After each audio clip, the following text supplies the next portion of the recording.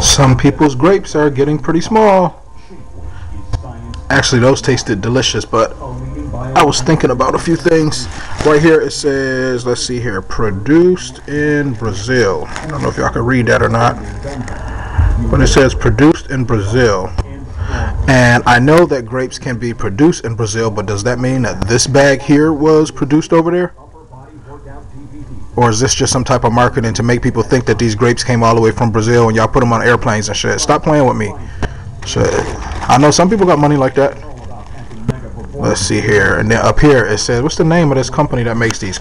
Copacabana, C-O-P-A, Copacabana or Copacabana.